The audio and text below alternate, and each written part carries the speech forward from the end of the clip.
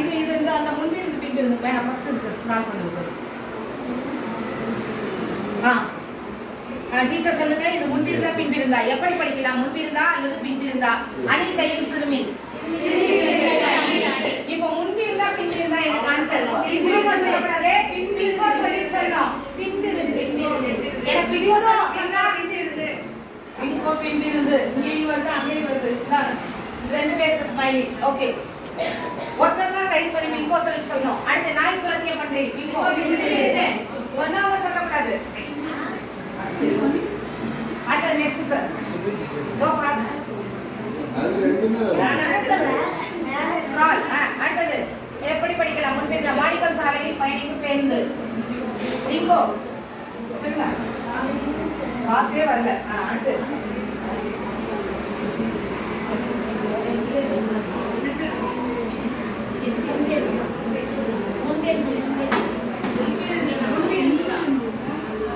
யார் teacher?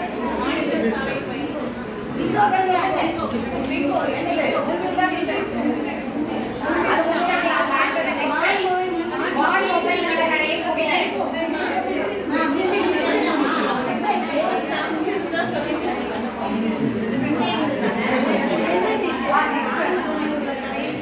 Okay next அடுத்தது teacher.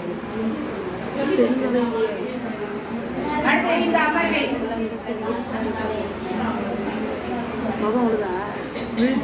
Teacher கொஞ்சம் ஒரு மணி நேரம் தான் இருக்கு. இல்லைன்னா மதியமும் தமிழ் பண்ணியும் ஃபாஸ்டா எனக்கு கொஞ்சம் கோஆபரேட் பண்ணுங்க. இந்த அமர்வில் எண்ணும் எழுத்தும் இதுவரை பார்க்க போறோம். எண்ணும் எழுத்தும் மூன்றாம் பருவம். மூன்றாம் பருவத்தில் செழுமைப்படுத்தப்பட்ட பயிற்சிகள். மூன்றாம் பருவம் அழகு அமைப்பு முறை, படித்தல் பயிற்சி இருக்கு, எழுதுதல் பயிற்சி இருக்கு, கற்பித்தல் உத்திகள், மதிப்பீடு.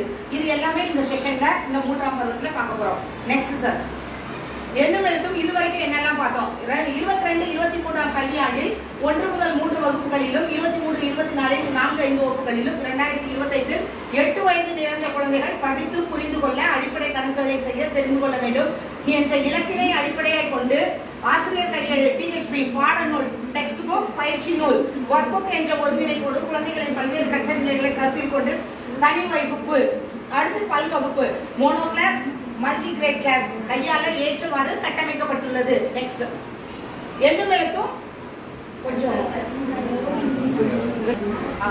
எண்ணும் எழுத்தும் அடுத்தடுத்த ஆண்டுகள்ல அடுத்தடுத்து நெக்ஸ்ட் என்ன